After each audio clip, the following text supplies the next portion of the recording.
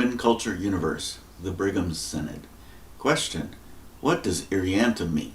Answer: Irreantum is a maritime strategic instruction on how to travel a portion of a waterway. Specifically, with the sun at your back from the east, you would see water in a shoreline, a city. You would race like a snake through a canal area until you got to the safety of the deep waters. Strong's H 339 Irreantum.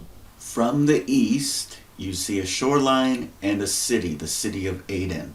Strong fortress, you could pay for protection, but likely that would trigger more hostility than it's worth. There's a deep water path where you get to the canal in Hebrew, or in Egyptian. Ra'ah means evil, the evil canal. You have to race like a snake to get past. A maritime merchant traveler that wants to get through what I would call one of the most treacherous or dangerous places, a gate of hell, would need to have a strategy to minimize potential risk of losing the goods and dying, and also getting through without spending money.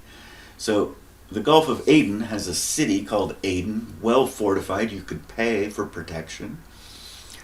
Or similarly, you could travel by boat from the east. You see the shoreline, you see the city, then you race like a snake through this narrow gap where the water is somewhat shallow. You could get robbed or killed. This maritime strategy was likely developed by the Gangans and translated into an Egyptian language system. The Gangans have been trading with Aleppo, which is likely a 1, 2, 3 port journey to get to Aleppo, where you're going up a river system, since about 4000 BC. It seems like Solomon, which means peace, developed a navy and a way to directly trade with the Gangan subcontinent and get his pomegranate trees and other things.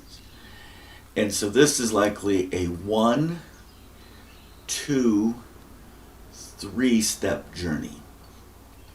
From the east, you're at your docking station heading through what would be called the gates of hell. The Gulf of Aden has historically been a difficult place to travel. So as you're traveling from the east, you would see the shoreline and a city. You then have to race like a snake. Rhea is canal in Egyptian. Menzrea in Latin means evil. Ra'ah in Hebrew means evil. You have to get past the evil.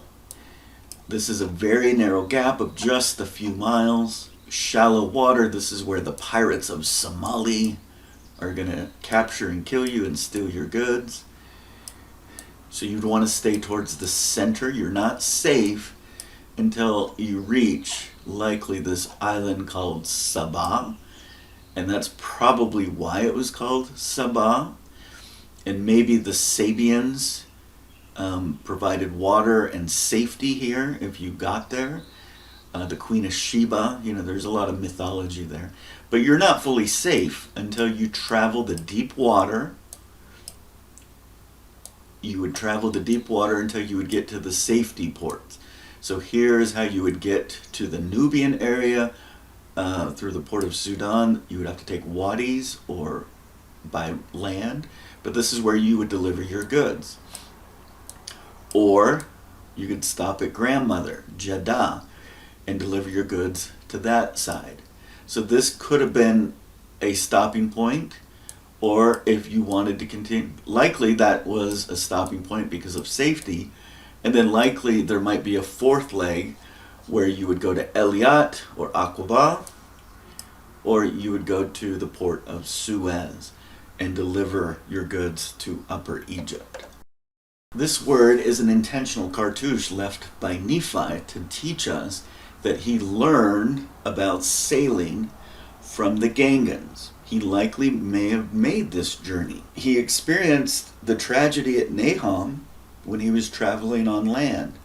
He knew this was a land of Marib, the bitter adversaries.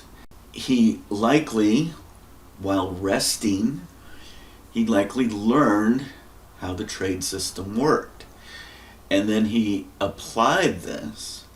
So the word itusango is used several places in South America. It's not that all of the places have the same name. It's likely that the river maritime instructions are similar. Iguazu, you've got a shoreline, you've got big water or big noise, and then you're going to fall to your death. Xcaret, you've got a shoreline, a beach, you've got a small hill. Ixamti, you've got a shoreline with sand, and you have clay. I don't know what would be.